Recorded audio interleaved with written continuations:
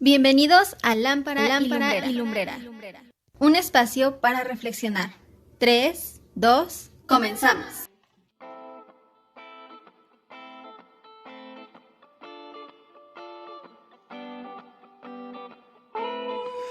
Acompáñenme por favor al libro de Joel, al libro del profeta Joel.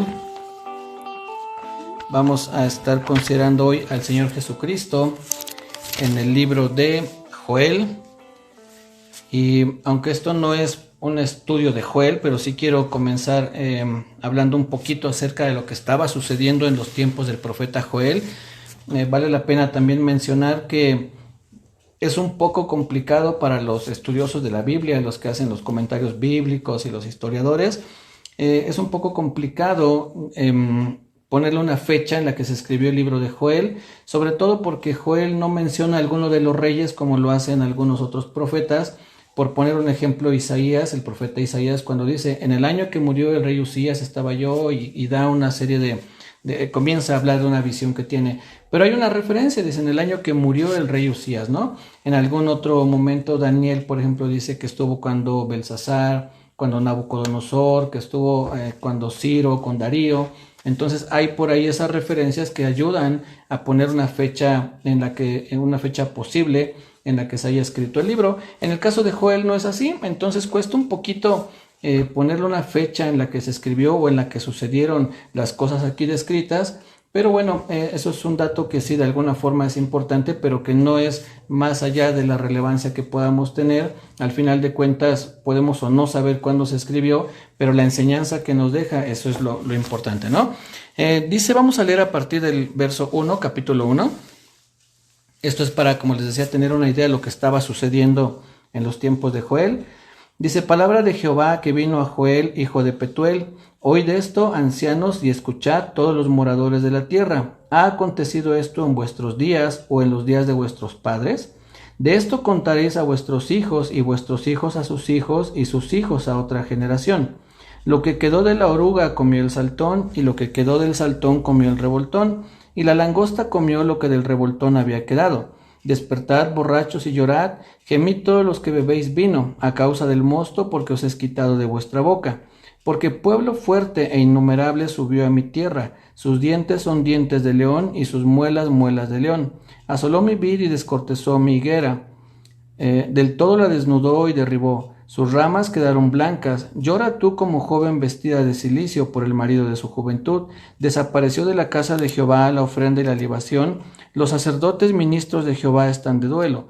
El campo está asolado. Se enlutó la tierra porque el trigo fue destruido. Se secó el mosto, se perdió el aceite. Confundíos labradores, gemid viñeros por el trigo y la cebada, porque se perdió la mies del campo. La vid está seca y pereció la higuera, el granado también, la palmera y el manzano. Todos los árboles del campo se secaron, por lo cual se extinguió el gozo de los hijos de los hombres. Ceñíos y lamentad, sacerdotes, gemid ministros del altar, venid, dormid en silicio, ministros de mi Dios, porque quitad desde la casa de vuestro Dios la ofrenda y la libación. Bien, vamos a leer ahorita hasta ahí. Y vamos a ir considerando ciertas cosas. Ya de antemano, el llamado que hace aquí el profeta Joel es a mucha gente, menciona a muchísima gente. Miren, por ejemplo, en el verso 2 dice, oíd esto, ancianos. Ahí le está haciendo un llamado a los ancianos. En el verso 5 dice, despertad, borrachos, y llorad todos los que bebéis vino. Habla a la gente que de plano estaba lejos, ¿no? Ocupada en otras cosas. En el verso 8 dice, llora tú como joven vestida de cilicio. Le está hablando a las mujeres. En el verso 9 vemos como también hay una consecuencia aún en contra de la casa de Dios, no porque obviamente Dios haya hecho algo mal, sino vean lo que dice, desapareció de la casa de Jehová la ofrenda y la libación. Había tanta escasez que ni siquiera tenían, no solo para comer, no había, sino que tampoco podían llevar una ofrenda a la casa de Dios, porque no tenían, no la había. Dice, desapareció de la casa de Jehová la ofrenda y la libación.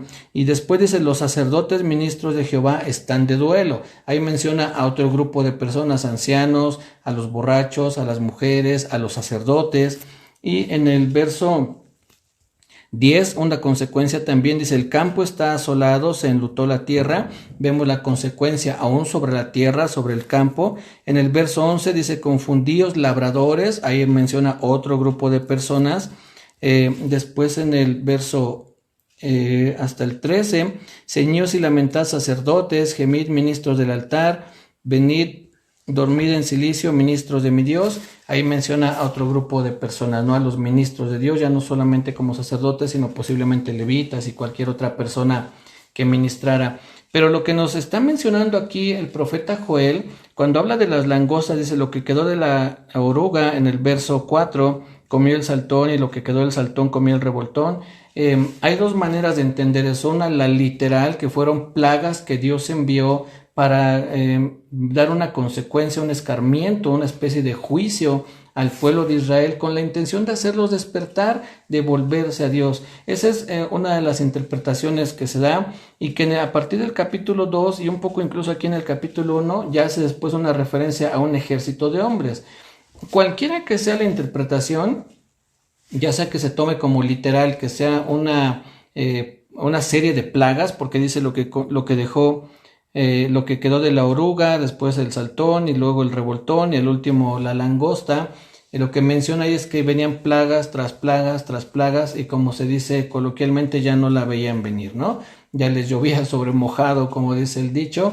Lo que dejaba una plaga lo acababa la otra, y si esa otra dejaba algo, pues la que seguía lo terminaba de destruir, de tal manera que la tierra había quedado muy mal, no tenían para comer, no tenían nada, estaban en una situación definitivamente deplorable a causa del pecado. Curiosamente, Joel no menciona un pecado específico a comparación de otros profetas que sí les dice por su idolatría, por la inmundicia, por la avaricia, pero Joel no menciona un pecado específico, pero podemos entender que si viene un juicio de parte de Dios es porque había pecado en el pueblo de Israel, que otros profetas sí mencionan, ¿no?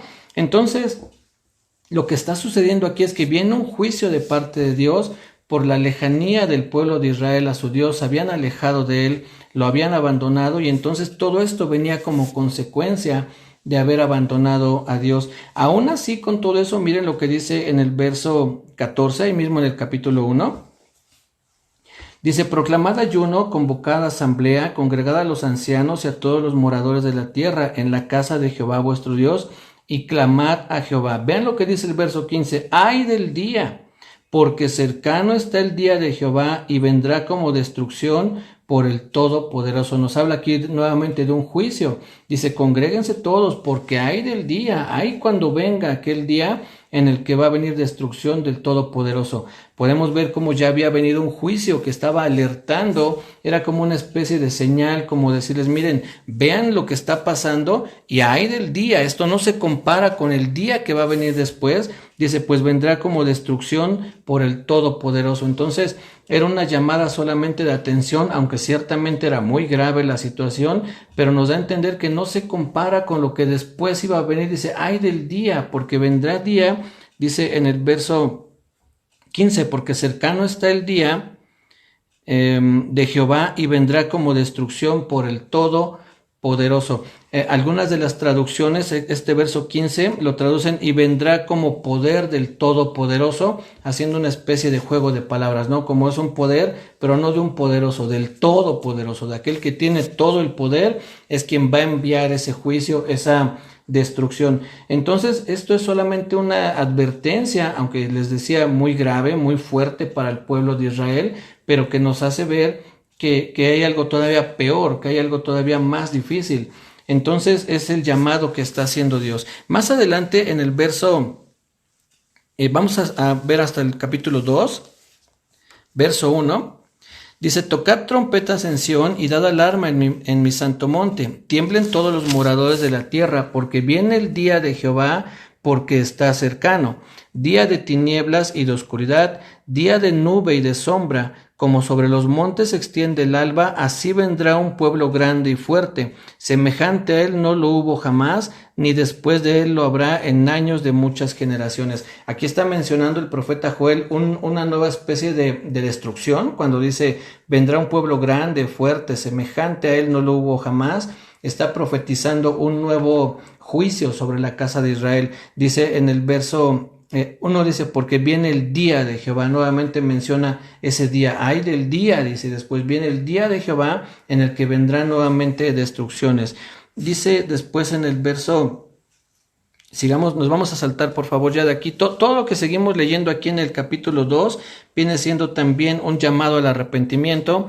Dice, por ejemplo, en el verso 16, reunid al pueblo, santificad la reunión, juntad a los ancianos, congregad a los niños y a los que maman, salga de su cámara el novio y de su tálamo la novia. Entre la entrada y el altar lloren los sacerdotes, ministros de Jehová, y digan, perdona, oh Jehová, a tu pueblo, y no entregues al oprobio tu heredad, para que las naciones se enseñoreen de ella. Porque han de decir entre los pueblos, ¿dónde está su Dios? Y Jehová, solícito por su tierra, perdonará a su pueblo. Aquí vemos cómo está la oportunidad para el arrepentimiento, que muchas veces ya hemos mencionado, que debe haber ese arrepentimiento en nuestras vidas. Y vamos a ver también que junto con el arrepentimiento está el creer en el Señor Jesucristo, que es lo que vamos a ver un poquito más adelante, algo muy interesante también. Pero después de todo el juicio, siempre vemos cómo Dios muestra esa misericordia y les dice, arrepiéntanse. Y aquí en el verso 18 dice, y Jehová solícito, es decir, dispuesto, presto, para ayudar o socorrer a su pueblo, dice, perdonará a su pueblo. Entonces, ahí vemos cómo está esa posibilidad del arrepentimiento, de la restitución del pueblo de Israel, que después más adelante en el capítulo 3 empieza a hablar un poco de eso, ¿no? Y después en el capítulo, aquí mismo en el 2, pero el verso 28, que es a donde quiero llegar, del verso 28 hasta el 32, un pasaje quizá ya para muchos conocidos, para otros tal vez no tanto. Es una profecía que después se cumple en el libro de los Hechos, la menciona el apóstol Pedro, él hace alusión al día de Pentecostés como el cumplimiento de esta profecía que vamos a leer, y dice así, Joel 2:28, y después de esto derramaré mi espíritu sobre toda carne, y profetizarán vuestros hijos y vuestras hijas, vuestros ancianos soñarán sueños, y vuestros jóvenes verán visiones. Y también sobre los siervos y sobre las siervas derramaré mi espíritu en aquellos días, y daré prodigios en el cielo y en la tierra, sangre y fuego y columnas de humo. El sol se convertirá en tinieblas y la luna en sangre, antes que venga el día grande y espantoso de Jehová. Y todo aquel que invocar el nombre de Jehová será salvo, porque en el monte de Sión y en Jerusalén habrá salvación, como lo ha dicho Jehová, y entre el remanente el cual él habrá llamado. Aquí está una especie de profecía también para el pueblo de Israel, diciéndoles, bueno, ahora hay destrucción, vienen incluso peores destrucciones si ustedes no se arrepienten, pero arrepiéntanse, clamen, y Dios está solícito por perdonarles y restaurarles. Y a partir del verso 20 y 21 del capítulo 2, comienza a darles esa serie de promesas también en cuanto a la bendición que Dios tiene para su pueblo. Dice, por poner un ejemplo, verso 22, animales del campo, no temáis, porque los pastos del desierto reverdecerán, porque los árboles llevarán su fruto, la higuera y la vid darán sus frutos. Vosotros también, hijos de Sión, alegraos y gozaos en Jehová vuestro Dios, porque os ha dado la primera lluvia a su tiempo, y hará descender sobre vosotros lluvia temprana y tardía como al principio. Y sigue hablando acerca de la restauración del pueblo de Israel, y después en el verso 28 dice, y después de esto derramaré mi espíritu sobre toda carne, y profetizarán vuestros hijos y vuestras hijas, vuestros ancianos soñarán sueños. Y sigue diciendo el profeta acerca de esta profecía que se cumple, como les decía, en el Pentecostés, y el apóstol Pedro retoma lo que aquí se dice. Pero lo que quiero mencionar es que hay un cumplimiento cercano, que fue el día de Pentecostés, y después un cumplimiento lejano, cuando dice en el verso 30, y daré prodigios en el cielo y en la tierra, sangre y fuego y columnas de humo. El sol se convertirá en tinieblas y la luna en sangre, antes que venga el día grande y espantoso de Jehová. Lo primero se cumple en Pentecostés, cuando habla del derramamiento del Espíritu Santo, pero esta parte del 30 y el 31 es una profecía que viene más adelante. Eso no sucedió en Pentecostés, eso está preparado para el día final del juicio. Incluso esta profecía o una alusión a esta profecía se hace después en Apocalipsis, cuando también dice que la luna se convertirá en sangre, que habrá tinieblas. Entonces se entiende que eso se traslada hasta el final de los tiempos. Pero lo que sucedió, lo que dicen los primeros versos 28 y 29, eso sucede en el día de Pentecostés. Vamos a ver qué es lo que dice el apóstol Pedro, porque es interesante cómo es que él lo cita, porque es que trae este pasaje. Vamos al libro de los Hechos, capítulo 2, por favor. y vamos a leer el cumplimiento de esta profecía. Vamos a ver qué es lo que sucede y después Pedro dice, esto es lo que profetizó. ¿Qué se refiere con esto? Pues lo que acababa de suceder. Vamos a leer qué acababa de suceder. Hechos capítulo 2, verso 1. Dice, cuando llegó el día de Pentecostés, estaban todos unánimes juntos, y de repente vino del cielo un estruendo como de un viento recio que soplaba, el cual llenó toda la casa donde estaban sentados, y se les aparecieron lenguas repartidas como de fuego, asentándose sobre cada uno de ellos. Y fueron todos llenos del Espíritu Santo y comenzaron a hablar en otras lenguas, según el Espíritu les daba que hablasen. Moraban entonces en Jerusalén judíos, varones piadosos de todas las naciones bajo el cielo. Y hecho este estruendo, se juntó la multitud y estaban confusos, porque cada uno les oía hablar en su propia lengua. Y estaban atónitos y maravillados, diciendo, mirad, ¿no son galileos todos estos que hablan?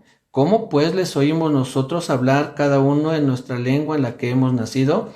Partos, medos, elamitas, y los que habitamos en Mesopotamia, en Judea, en Capadocia, en el Ponto y en Asia, en Frigia y Panfilia, en Egipto y en las regiones de África más allá de Cirene, y romanos aquí residentes, tanto judíos como prosélitos, cretenses y árabes, les oímos hablar en nuestras lenguas las maravillas de Dios. Y estaban todos atónitos y perplejos, diciéndose unos a otros, ¿qué quiere decir esto? Mas otros burlándose decían, están llenos de mosto. Entonces, a causa de este comentario, dice, entonces Pedro, poniéndose en pie con los 11, alzó la voz y les habló, diciendo, varones judíos y todos los que habitáis en Jerusalén, esto sea notorio y oíd mis palabras, porque estos no están ebrios como vosotros suponéis, puesto que es la hora tercera del día, como las 9 de la mañana, ¿no? Para nuestro horario.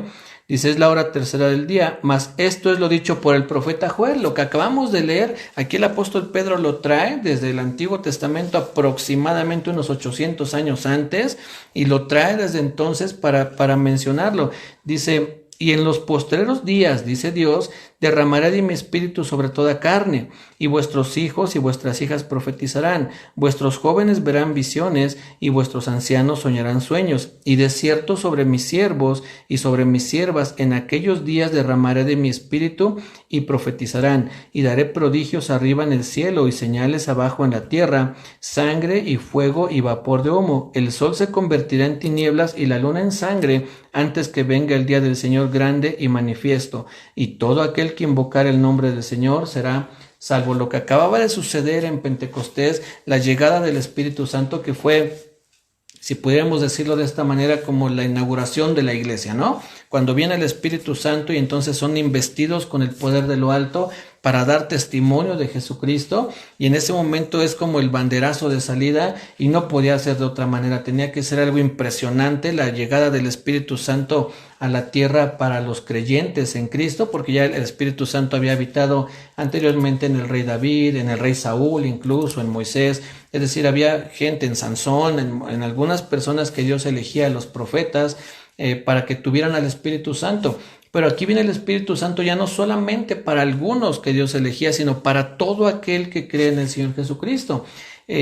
Aunque ciertamente también los que creemos en el Señor Jesucristo, pues somos elegidos por Dios, pero antes mucho pueblo que también creía en Dios, que incluso eran fieles a Dios, no necesariamente tenían al Espíritu Santo morando en ellos, pero sí ahora todo aquel que cree en el Señor Jesucristo recibe el Espíritu Santo. Pero ahorita vamos a ver qué implica creer en el Señor Jesucristo, ¿no? Entonces se cumple esta promesa de que viene el Espíritu Santo sobre todos aquellos que creen. Dice, cuando se refiere aquí, dice en el verso 17, y en los posteriores días, dice Dios, derramaré de mi espíritu sobre toda carne. Se refiere a que no hay distinción de personas, sean hombres, sean mujeres, sean de una nacionalidad o de otra. El Espíritu Santo viene a aquel que cree en el Señor Jesucristo, no solamente a los judíos, ¿no? Sino ahora a todo aquel que creemos en el Señor Jesús. El Espíritu Santo mora en nosotros. Y entonces termina diciendo el apóstol Pedro, y todo aquel que invocara el nombre del Señor será salvo. Termina haciendo alusión a la profecía.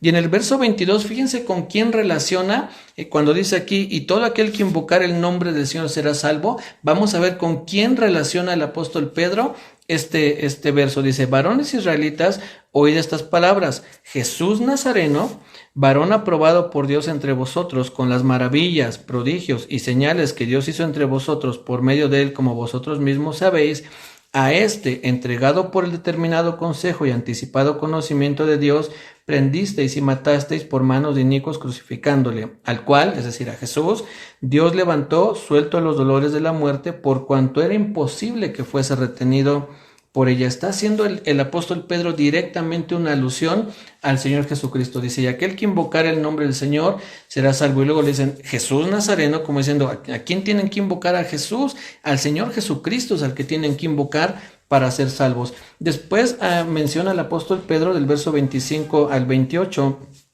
un pasaje de los Salmos donde habla David, pero vean lo que dice el verso 29. Varones hermanos, se os puede decir libremente del patriarca David, que murió y fue sepultado, y su sepulcro está con nosotros hasta el día de hoy.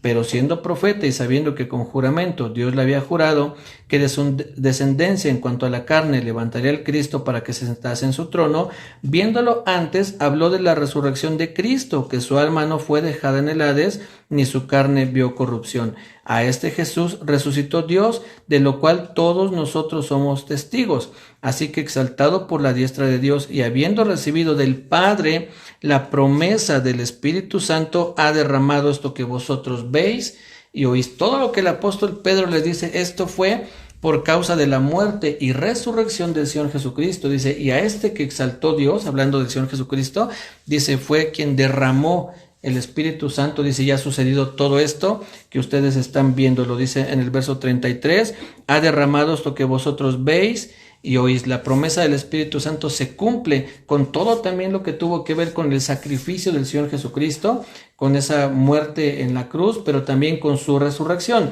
Y vamos a ver lo que dice en el verso 37. Al oír esto, a los hombres a los que les hablaba Pedro, el apóstol Pedro, dice, se compungieron de corazón y dijeron a Pedro y a los otros apóstoles, varones hermanos, ¿qué haremos? Pedro les dijo, arrepentíos y bautícese cada uno de vosotros en el nombre de Jesucristo para perdón de los pecados y recibiréis el don del Espíritu Santo.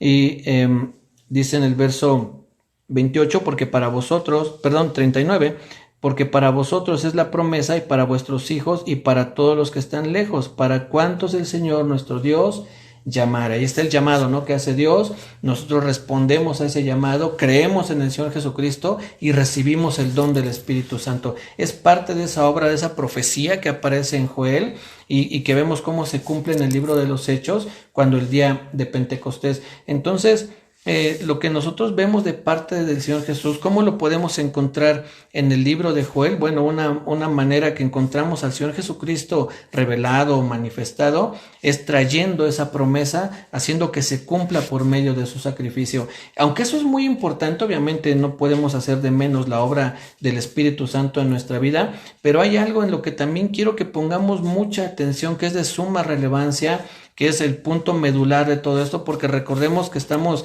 encontrando al Señor Jesucristo en toda la Biblia, no por ideas humanas, sino porque Él mismo lo dijo, ¿no? Ya lo he mencionado muchas veces, era necesario que se cumpliese todo lo que estaba escrito de mí en Moisés o en la ley, en los profetas y en los escritos o en los salmos, es decir, en toda la Biblia. Y esto es parte de eso, lo que está sucediendo en Joel. Pero quiero que pongamos mucha atención, por favor, a lo que dice el verso 21 de Hechos 2, que también lo menciona en Joel, pero para no regresarnos dice en Hechos 2, 21, y todo aquel que invocare el nombre del Señor será salvo. Vamos a regresarnos un poquito a lo que estábamos diciendo en cuanto a Joel.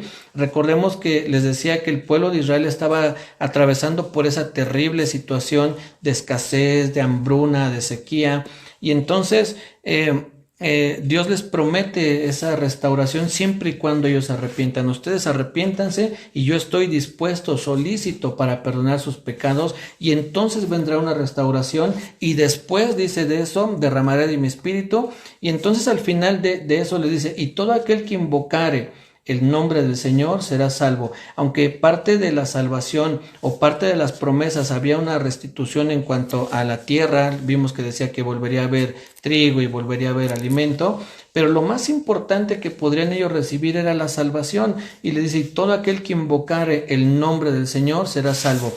Ahora, esta palabra de invocar, que se utiliza sobre todo en el Antiguo Testamento, en lo que menciona Joel, no solamente habla de gritar o de decir Jehová o de decir Señor o en este caso Jesucristo. Nos lleva a algo más profundo. Acompáñenme por favor a Génesis capítulo 12 para que veamos la idea. Esto que vamos a leer en Génesis y después en uno de los Salmos, yo creo que para los israelitas lo tenían muy, muy en la mente, muy presente, porque ellos conocen su historia, ¿no? Entonces, cuando el profeta Joel les dice, y todo aquel que invocar el nombre del Señor, ellos sabían que hablaba mucho más de solamente gritar el nombre de alguien o pedirle a alguien que ayude, sino tiene una idea mucho más profunda. Génesis capítulo 12, vamos a leer lo que dice el verso 8. Génesis 12:8 dice, luego se pasó de allí, hablando de Abraham, dice, luego se pasó de allí a un monte al oriente de Betel y plantó su tienda teniendo a Betel al occidente y a Ai al oriente y edificó allí altar a Jehová e invocó el nombre de Jehová. La idea que nos da invocar es adorar a Jehová, adoró el nombre de Jehová o adoró a Jehová. ¿Qué representa la adoración? Una entrega total, una rendición total, un amor total, una obediencia total. Eso es lo que nos da la imagen cuando dice invocó o adoró a Jehová, se entregó por completo a Jehová. Acompáñenme por favor al Salmo 105, Salmo 105. Vamos rápidamente al Salmo 105, verso 1. Dice, alabad a Jehová, invocad su nombre, dad a conocer sus obras en los pueblos. Este salmo también cuando dice alabad a Jehová, invocad su nombre, nos da también esa intención. Está hablando el contexto, lo que nos hablan los salmos, siempre es de una intimidad con Dios, de una comunión con Dios, aún en esos salmos imprecatorios, es decir, donde se pide, Señor, acaba con mis enemigos, destrúyelos, persíguelos. De alguna manera se apela a Dios, ¿no? Es decir, se invoca a Dios para que ayude en contra de nuestros enemigos. Y este salmo lo que nos da esa idea es también, dice, alaben, invoquen o adoren el nombre de Jehová. Entonces, cuando en este verso que leímos, de hecho, dice, y todo aquel que invocare el nombre del Señor, es decir, todo aquel que adorare el nombre del Señor será salvo. Porque es que no solamente se trata de decir, Señor, yo confieso con mi boca que Jesús es mi Señor. Eso está bien en un sentido de que uno debe de hacerlo, que se escuche, es decir, uno debe hacer esa confesión, pero no debe quedar ahí. Nosotros los que en algún momento compartimos del Evangelio tenemos que llevar a las personas al entendimiento, que es mucho más allá de repetir una oración, sino llevarlos a la adoración al Señor Jesucristo. Invocar el nombre del Señor implica adorarle, obedecerle, someternos completamente a Él. Vamos a ver lo que dice Romanos, el apóstol Pablo en la carta de los Romanos capítulo 10. Esto nos deja todavía más claro este panorama. Romanos capítulo 10, por favor. Vamos a leer a partir del verso 1. Y vamos a ver lo que va a decir aquí el apóstol Pedro acerca del pueblo de Israel, qué es lo que el pueblo de Israel tenía en mente y cuál es la realidad o el verdadero evangelio, la verdadera conversión. Dice, hermanos, ciertamente el anhelo de mi corazón y mi oración a Dios por Israel es para salvación. Después dice, porque yo les doy testimonio de que tienen celo de Dios, pero no conforme a ciencia, es decir, no tienen un conocimiento correcto, se basan en sus obras. Eso lo dice más adelante, miren, dicen, porque ignorando la justicia de Dios y procurando establecer la suya propia, no se han sujetado a la justicia de Dios, porque el fin de la ley es Cristo, para justicia a todo aquel que cree. Ahí está la salvación, no son las obras, es la fe en el Señor Jesucristo. La justicia a nuestra vida viene por creer en el Señor Jesucristo. Dice, porque de la justicia que es por la ley, Moisés escribe así, el hombre que haga estas cosas vivirá por ellas. Obviamente nadie podía cumplir a cabalidad la ley, entonces nadie podía ser salvo por sí mismo. Si hubiese alguien que hubiera que hubiera completado la ley en su totalidad, en vano habría sido la muerte de nuestro Señor Jesucristo. Tan es que nadie podía, que tuvo que venir el Señor Jesús para que nosotros pudiéramos ser justificados en Él, mediante su sacrificio.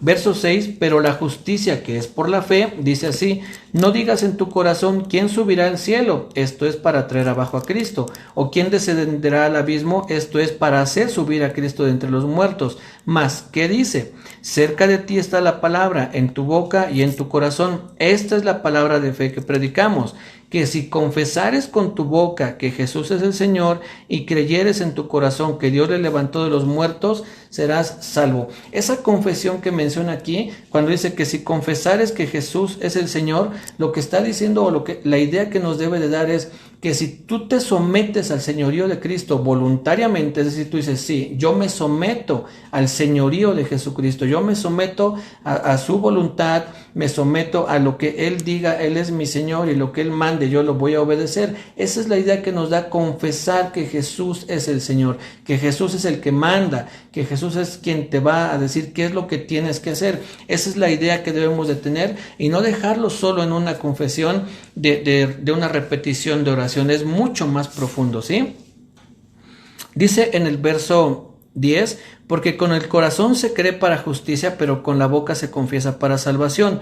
Pues la Escritura dice, todo aquel que en él creyere no será avergonzado, porque no hay diferencia entre judío y griego, pues el mismo que es Señor de todos es rico para con todos los que le invocan, porque todo aquel que invocare el nombre del Señor será salvo. Fíjense cómo el apóstol Pablo o el Espíritu Santo por medio del apóstol Pablo une nuevamente todo aquel que invocare, pero antes está diciendo que si confesares, está usando prácticamente la misma expresión, confesar que invocar, pero tenemos que recordar que invocar es adorar, es obedecer, es someternos, es amar profundamente a Dios. Entonces, en este caso la salvación viene no solo por confesar, así decir, sí yo confieso, sino realmente someternos al señorío y adorarlo, como dice también la palabra, en espíritu y en verdad, en mi interior, pero también con lo que hago. En una parte también de Joel, en la que estábamos considerando, dice, rasgad vuestro corazón, dice, no sus ropas, sino su corazón, es decir, que el dolor, el pesar que hay en nosotros,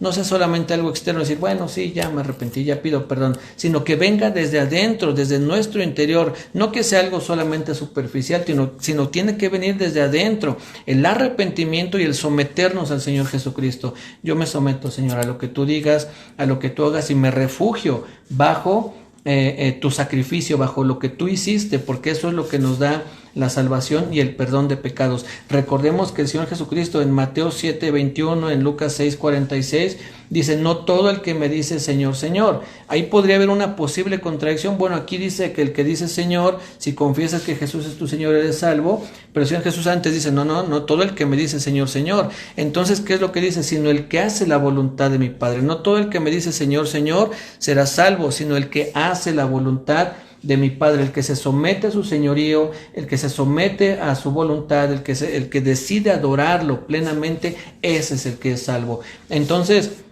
todo esto lo comparto porque lo que aprendemos en Joel acerca del Señor Jesucristo es que cuando se habla de invocar, y todo aquel que invocara el nombre del Señor Jesús, es todo aquel que se volviera a la verdadera adoración. Les decía que el pueblo de Israel lo tenía muy claro porque ellos sabían que habían abandonado a Dios por ídolos, por imágenes, por dioses falsos, y entonces cuando Joel les dice, todo aquel que invocare, que adorare nuevamente, que se volviera al Señor, que volviera a la verdadera adoración, será salvo. Ese es el que será salvo. Entonces, lo mismo aplica para nosotros, pero ya enfocado al Señor Jesucristo. Ya para nosotros es claro que ese del nombre del Señor, cuando dice aquel que invocar el nombre del Señor, se está refiriendo al Señor Jesús. Es Él en quien se cumple esa promesa, porque es en Él en el que encontramos salvación. La Biblia dice que en ningún otro hay salvación, que no hay otro nombre dado a los hombres en el cual podamos ser salvos, sino solamente en Jesucristo. Entonces, aunque entiendo claro que debemos adorar al Padre, que el Espíritu Santo merece adoración, pero la salvación viene por medio del nombre del Señor Jesucristo, invocando, es decir, adorando, obedeciendo, sometiéndome al Señor Jesús.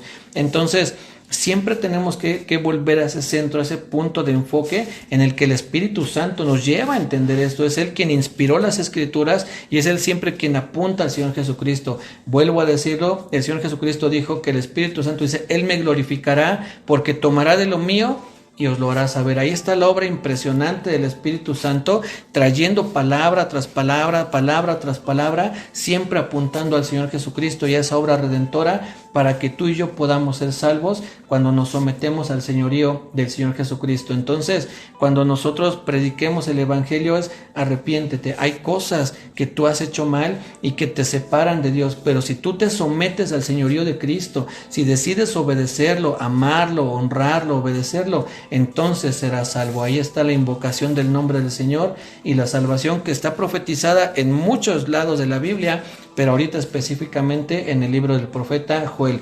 Todo aquel que invocare el nombre del Señor será salvo. Es una de las pocas promesas que aplican para todos. Hay promesas que se les dio solamente a Abraham, hay promesas que se le dio solamente al pueblo de Israel, pero esta promesa que todo aquel que en él cree no se pierda, mas tenga vida eterna. Y para todo aquel que se someta al señorío de Jesucristo será salvo. Ahí se aplica para todos. Entonces decidamos voluntariamente someternos al señorío de Cristo y que Él nos ayude en nuestro caminar como hijos de Dios. Esto es lo que quería compartirles, el Señor Jesucristo en el libro del profeta Joel. Que Dios les bendiga, cuídense mucho, nos vemos el martes, primeramente Dios. Vamos a estar estudiando la carta a los Efesios, verso...